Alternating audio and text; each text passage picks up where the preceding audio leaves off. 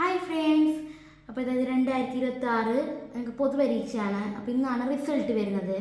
അപ്പോൾ 12 മണിയായിട്ടുണ്ട്. നമുക്ക് റിസൾട്ട് നോക്കാം. അപ്പോൾ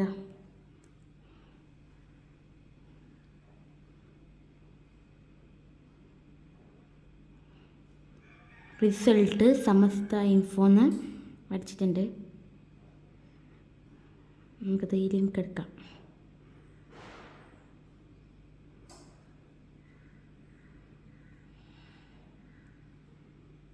ഇതിങ്ങനെ വന്നിട്ടുണ്ട്. അപ്പോൾ നമുക്ക് സിലബസ് ജനറൽ കൊടുക്കാം. Class 10th, register number,